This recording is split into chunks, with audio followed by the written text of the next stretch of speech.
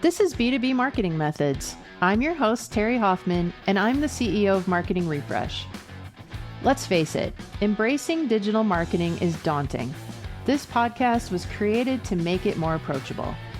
Join us as we talk to CEOs, sales leaders, and revenue growth experts who will share lessons learned and tips from their own journeys. So welcome to the podcast today. We're very fortunate today to have a guest who is one of our clients on the show. This is Mohamed Sameh. Mohamed, welcome. You're the leader of SESCO Cement. And I would love it if you could start by introducing yourself, what your role at the company is, and tell us a little bit about SESCO. Right. Thank you. And thank you for this opportunity. So Cisco it's a family business that started back in Egypt in 1964. Since then, we have been growing very fast. We expanded to more than 70 countries in the world in different segments, mainly developed logistics, global trading, and manufacturing. 10 years ago, we decided to come to the US market. So we started first by cement importing and distribution. Then we start to go further to other products that are related to the construction industry. Right now, we sell around like 100 miles. The main product that we sell it around 100 miles around Houston. We have some other specialty products that we sell from Houston to more than 12 states in America. Wow. Yeah. And I know we've been working with you for probably about the last year to year and a half. Yeah. And you guys have really, I guess to use a more casual term, you've exploded. You've Sure. really started to take off in terms of your growth. Maybe you could tell us about the facilities that you have, as I know you have a terminal and some other locations in the Houston market. So in Houston, we mainly have the main terminal that we have in Port of Houston. It's around 22 acres. We're always proud with the facility, and it is right now, according to the size, the storage capacity that we have in the terminal, this is the biggest cement terminal in America. We are working right now in expanding it further. So right now we have 150,000 ton of storage capacity. By the end of this year, we will add 100,000 tons more of storage capacity. So it will be the biggest cement terminal in the world for a single owner. There is one in China Wow. that has like 6 companies that's bigger. But other than that, we will be the biggest terminal in the world for cement. Wow. That's impressive. So talk to me about, the journey that you personally took. I know that you had been in Egypt and did a lot of business with SESCO there. And then, talk about that transition to the US and how you helped that transition. I have been in the cement world for 25 years now, since I was out of college. I Mhm. work in different countries in Egypt, in Morocco, in Mexico, in Guinea, and then 10 years now in America. It started by, I can say, a funny conversation between me and the owner of the company, that my company was doing some um, project for him in the cement plant in Egypt. And then we were discussing that I'm thinking of going to America and he thinking of starting a business to America. Next day, we were on a plane coming to Houston, thinking what business we will do exactly related to cement in America. So I always tell every employee here in the company, I was the employee number 0 in the company. So I was the first one who started. And all the mess, all the mistakes, everything, I'm the one who did all that. So I'll tell them I'm proud of my mistakes more than I'm proud of my accomplishment in this company. I know exactly what you mean by that. I can relate. I can relate to that on a smaller scale. Um, so talking about your successes at SESCO, what are some of the things about the company culture and what you guys have created at SESCO that you're really proud of? Yeah, this is the main thing I think that is unique about our company is the company culture. It's different than this industry. So we have more laid back, more flexible culture. We don't have a dress code in the company. They can wear whatever they want. We don't have a specific working hours. It's not flexible working hours like you come 1 hour late and then you leave 1 hour early or something like that. 1 hour late. No, it's you come anytime, you leave anytime. You just need to get things done. Hmm. If you are able to get your work done while sleeping, this is great. If you are a salesperson, you know your objectives, you know what you need to do. You just need to get things done. So in reality, this created people in our company that have more sense of ownership. So they know that they need to get things done. So it's normal to find people sometimes here staying till 7, 8 p.m. Sometimes they come 5 a.m., 6 a.m. in the morning. Sometimes they come 10, 11 in the morning. Sometimes they work in the weekends, and they just do this willingly because they know that no one is forcing them to come and just show us up their faces, stay in front of the screen for 8 hours, and then get the salary and leave. They just need Right. to get things done.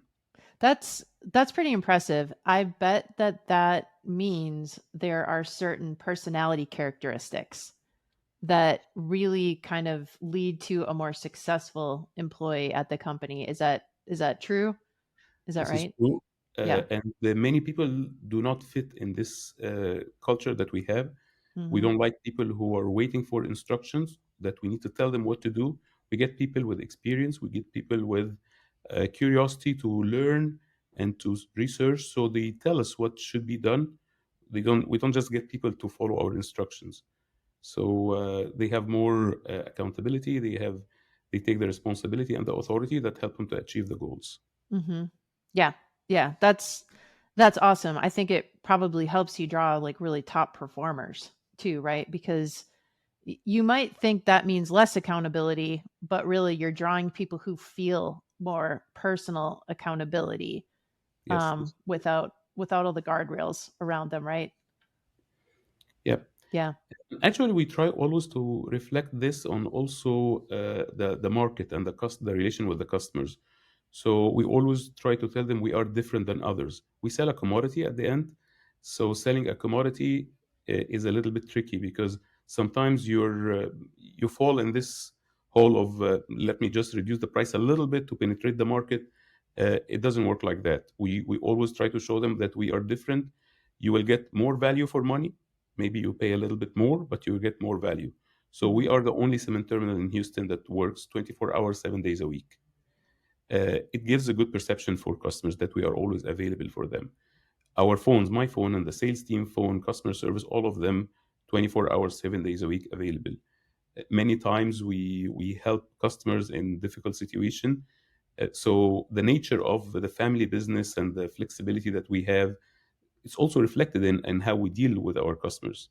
And that's why we retain our customers. We're very proud that we have very high customer retention and we have very high employee retention as well. Yeah, those are two really important factors that not every business can claim. So, yeah, that's definitely something you should be proud of.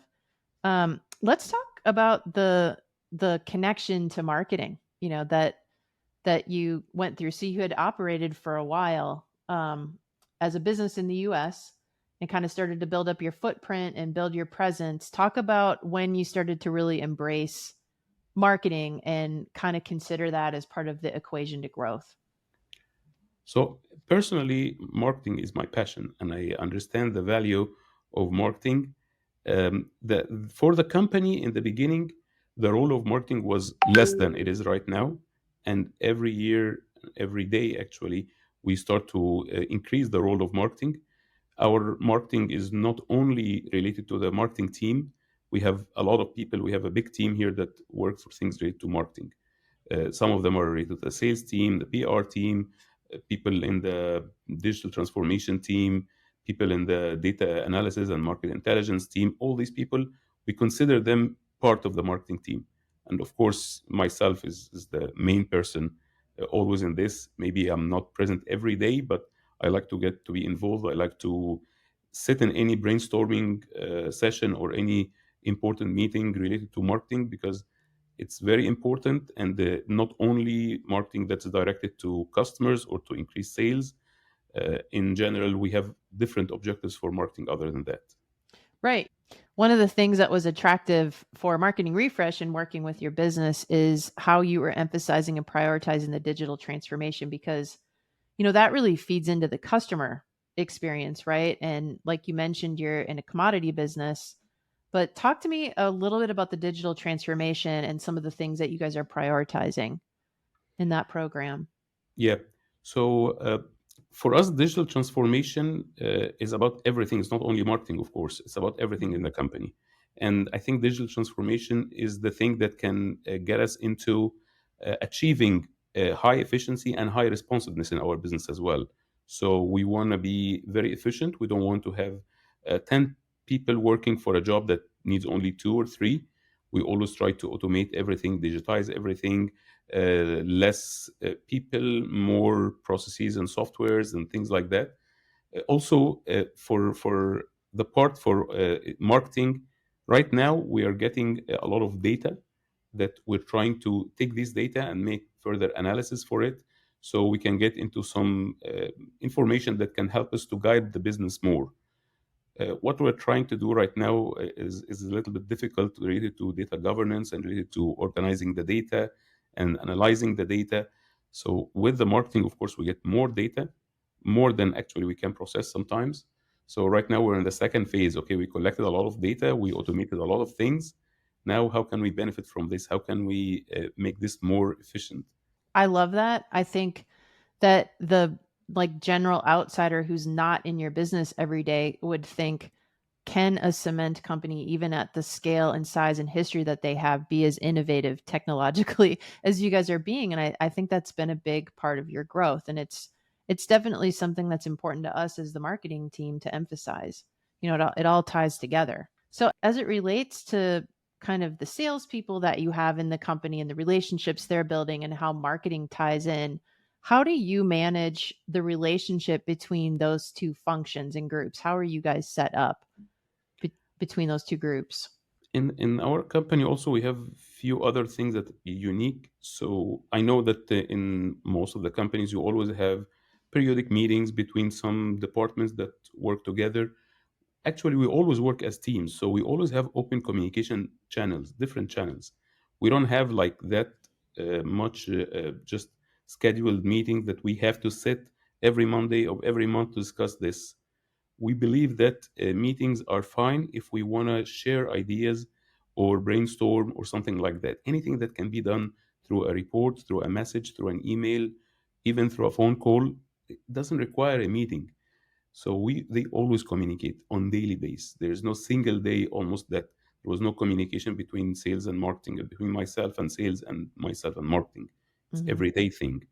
So we don't have it a formal way of specific meetings. It's mainly related to something. We had a big meeting related to all the public relations and all the events and associations that we will have for 2024.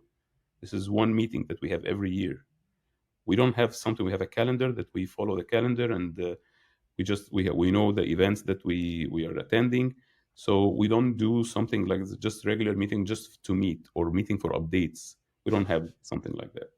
Right. Yeah. And I'm sure every employee there, because they're high performers, really appreciates that they're not bogged down with a lot of meetings. What are the types of things that you emphasize in the communication between your sales and marketing teams? Like, what are you looking for them? What are you holding them accountable to be communicating about? Yeah. So accountability for me is part of the authority and the responsibility that you give to people, and of course the reward. So they are accountable because they know, first they know the strategic goal of the company. They know that we are a growing company. We have been growing the last 4 years, double digit growth. So they know that this is the one of the main objectives for the company. So they know the goal. It's a common goal for everyone. The second thing after that is they have the authority enough for them to take decisions on their own. They don't need to come to me or to anyone to get approval for everything. They know what they can do by themselves. They have the authority, they have the responsibility, and they have the reward for it. So and they know the ultimate objective. So this Right. makes things very easy. Yeah, no, I can see that. I also know just from working with your team that they really respect you.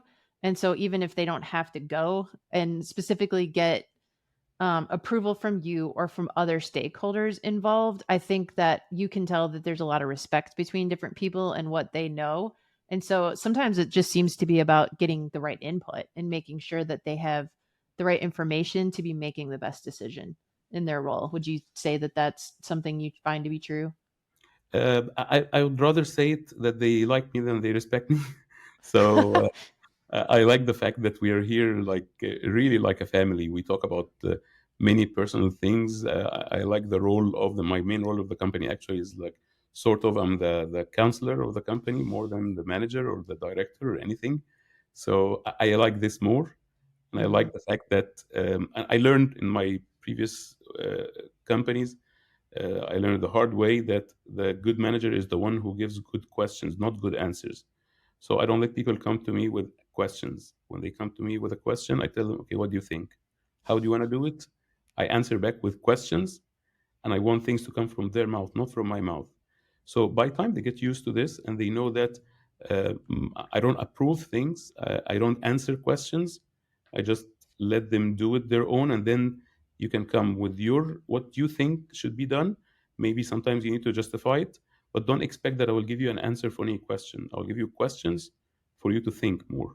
I can see that happening. Like we're not sitting in those direct conversations, but just our experience working with your team, I can definitely see that, how that's working, and how you have communicated with us is definitely, I can see that you're a person who likes to work with experts in their area, people who have studied that area and they know how they're supposed to be managing it and how they're supposed to hold themselves accountable. And then you're just there to make sure, yes, I'm confirming that that's all really happening, right? Yeah. Another point I think, maybe you saw it in our relation from the beginning. I'm not shy. Or I'm not embarrassed to say, okay, we had bad experience with other companies before. So I want to see objectives. I want to see deliverables. I want to see details. Not because I don't trust you, because I had previous experience. I want to see the value that you will give me, more Mhm. tangible values, and we really saw it, and we were sure that we'll see more in the coming years. So it was, for me, it was better than just trying to see these things by myself. I wanted to tell you this in the beginning. So we had bad experience before. So we want to see value, deliverables, tangible things, and we really saw a lot of that. Yeah, no, I think you did a really great job of setting expectations, and unfortunately, that is a common practice in the marketing field is just empty promises.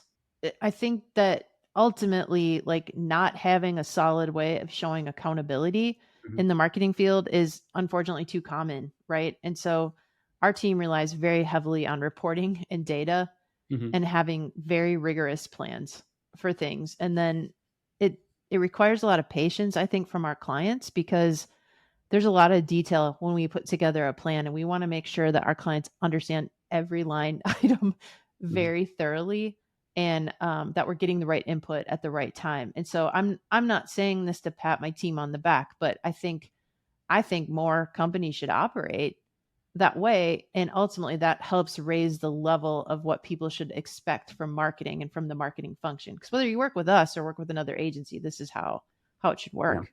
Yeah.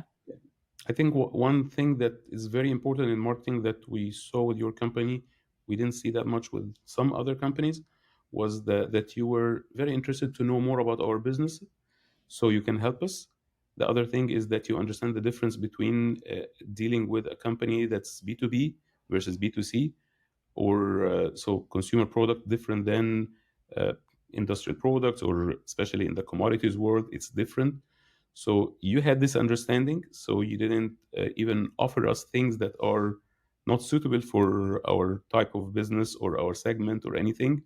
So it made more sense to us, in addition, of course, to the benchmarking that we worked on with all the other competitors, which was very helpful. Right. Yeah. Yeah. Well, that's great feedback. That's good to hear. How did you I know that you have one person in the company who has marketing in their title, right? Mhm. So how did you go about kind of defining that job role and the things that that job role would be responsible for? So the good news is that now we have a second one responsible for the digital marketing, social media. Okay. Just started with us a few weeks ago. The other thing is we have a lot of people working on marketing behind the screen a little bit, supporting the contact person, because we outsource some of or most of our marketing services. So for us, the marketing person is more of a communicator, someone who speaks the marketing language, that can deal with the external resources that we have and can communicate internally, collect the data needed internally, and communicate it externally, and then do some tasks by himself as well. Right now, we start to see the need of expanding the team of the marketing in house. So that's why we added a second one. Got it. Yeah. See, I love what you just said. And I don't, you may not realize how valuable everything you just said is. I think there are a lot of companies that haven't hired that first marketing role and they're not even sure, like, how do I define that role? What should they be responsible for? And the very natural tendency is to want to put so many things on that person because you may need so many of them. And then you end up really overwhelming that Mhm. person and expecting things out of one person that is very hard for one person to Mhm. achieve. Yeah. So I like the way that you guys approach that. It even if you hadn't chosen to outsource the rest of it, you have to kind of start with somebody who can be that great communicator and prioritizer and manager of relationships Yeah. inside and outside the company. Yeah. What do you view as kind of the challenges next for you with the growth of the company that's happening and how you're going to keep up on the sales and marketing side with that Yeah. growth? Yeah.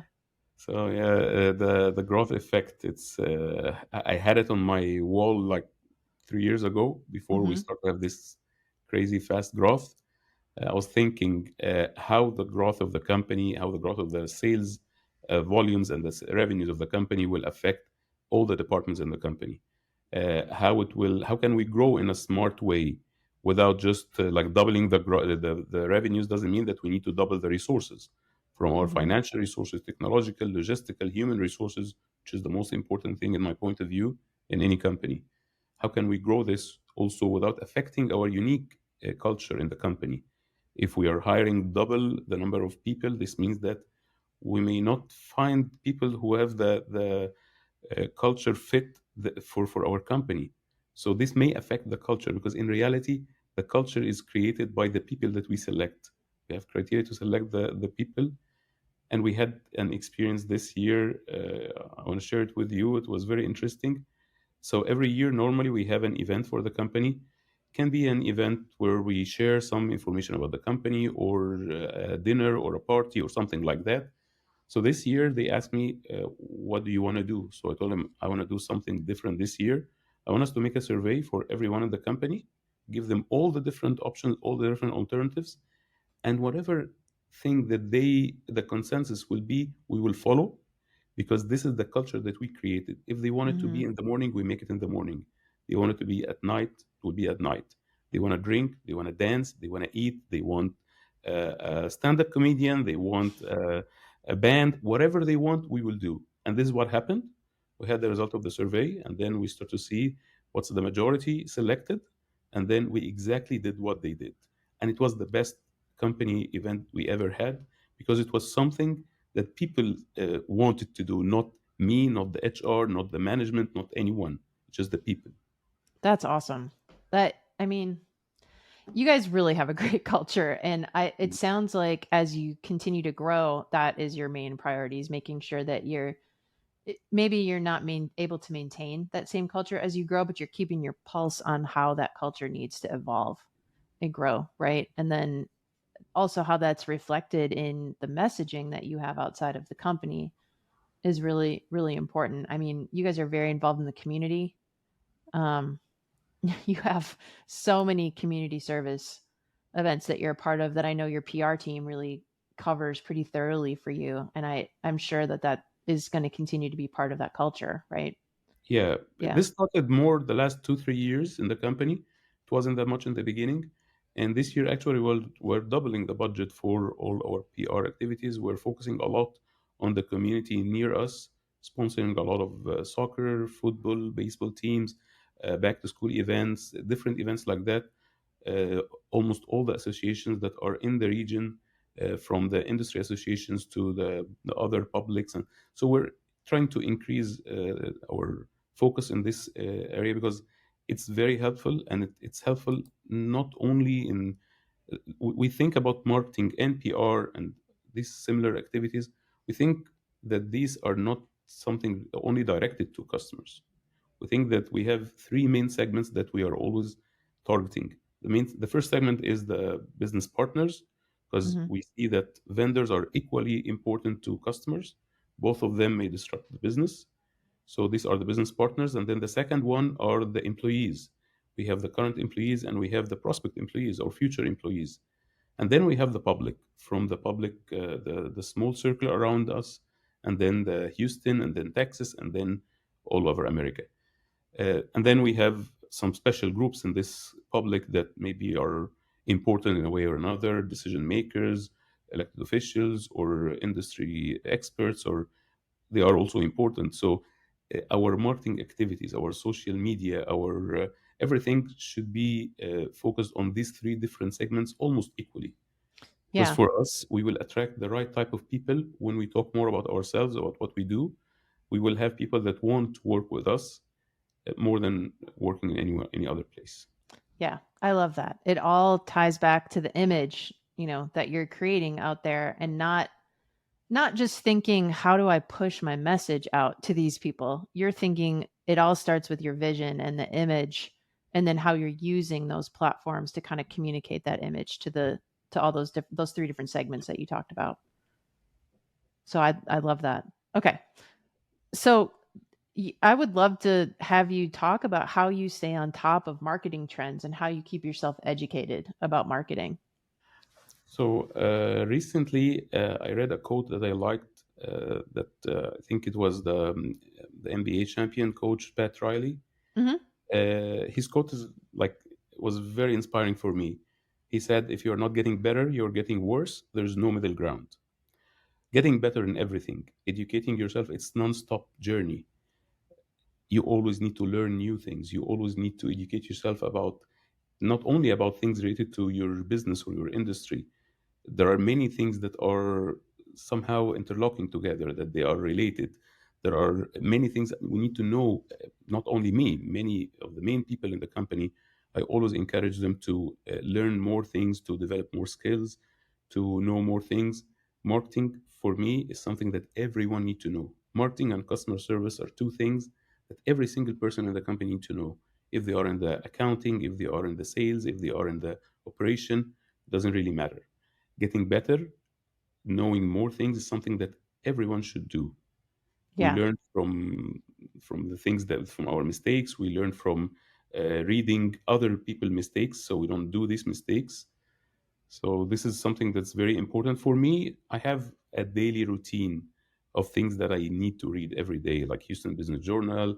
I have LinkedIn. I have a lot of things that I follow that I have to read on daily basis. I have to spend some good amount of time on LinkedIn every day. Uh, like always reading new things, knowing what's happening in the world, what's changing in the world. Harvard Business Review also is one of the very nice resources that I read on daily basis. So this is the main thing that I do. I try always to read what's happening in the world, what other people do, not to do like them all the time. Sometimes I try to see what others do, to think how can we be different, how can we have an edge over others. So in all Yeah. cases, it's useful. Well, that's interesting that I actually have noticed, because I'm on LinkedIn quite a bit. I've noticed that your activity has really picked up on LinkedIn probably over the last like 3 or 4 months. Yes, yes. Um, And I tell started me to about that. invite Like, a lot of why did that become more important to you? yeah. So I start to actually focus also on inviting many people of my network to follow and like the Cisco page or company page.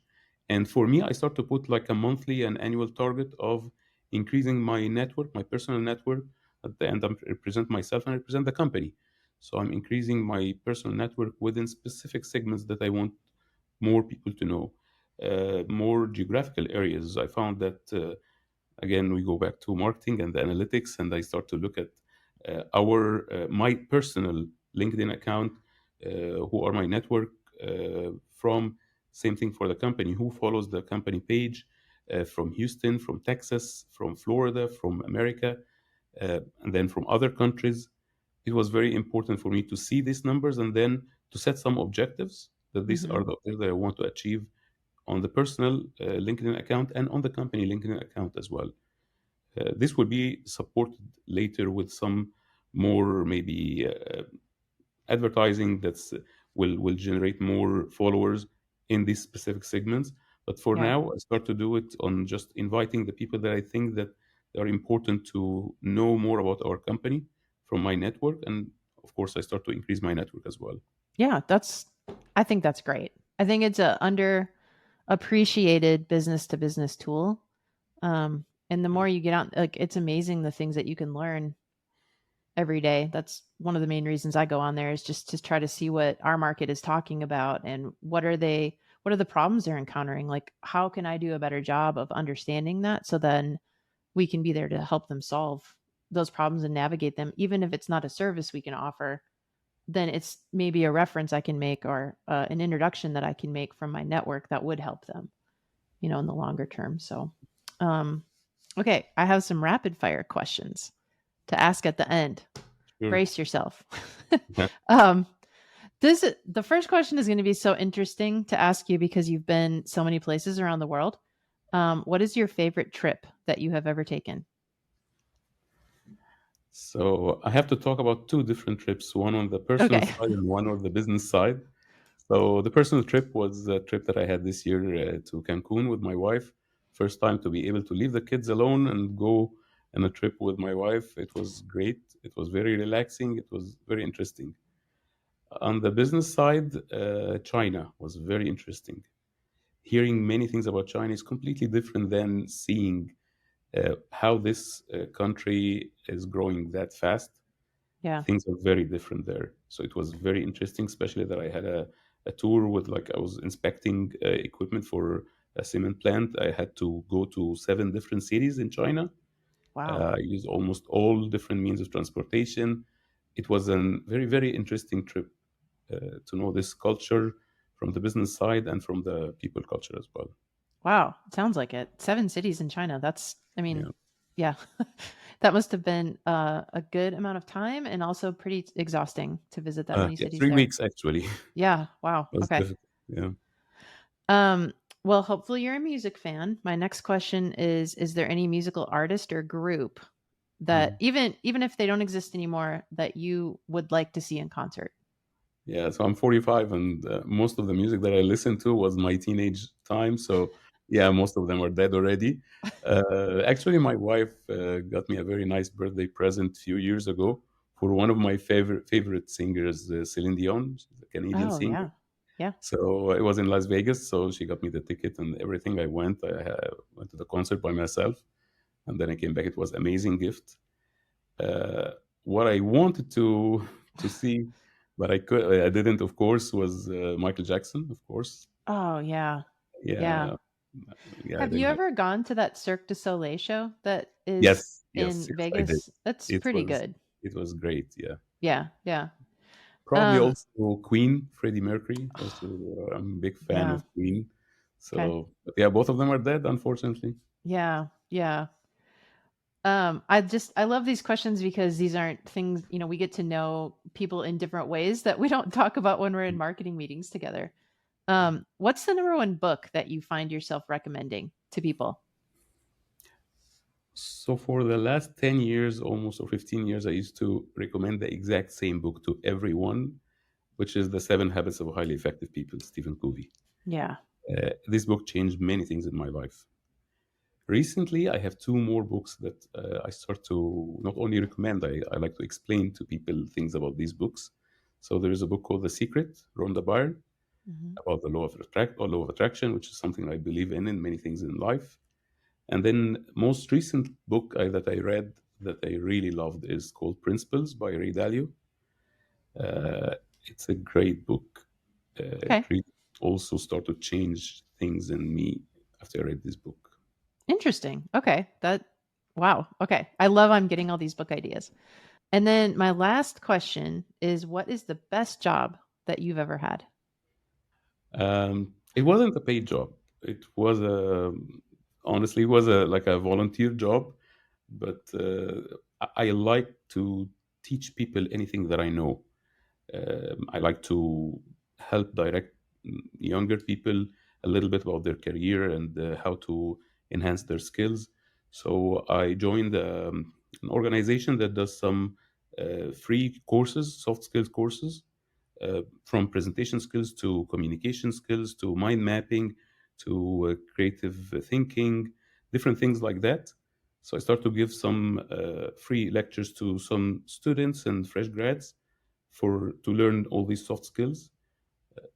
So this wasn't a paid job, but Right. actually the appreciation that I got from the this job was way more important for me than any paid job that I ever had. That's so awesome. I bet it's been fun to watch how those skills maybe got used and helped them kind of move Yes. along in their lives. Yeah, that sounds pretty gratifying. Yeah. Sounds Yeah. awesome. Yeah. It is. Um, well, thank you so much, Mohammed, for joining us today. I really appreciate your time, the generosity of the information you shared. My goal would be that this really helps other people feel more comfortable, embracing the digital marketing road that you guys have gone down and how we've kind of collaborated and worked together on that. So I really appreciate it. Thank you. Thank you. Thanks for listening. Please be sure to follow us on your favorite podcast channel and leave us a review. We'd love to hear from you. You can connect with me on LinkedIn or visit our website at marketingrefresh.com.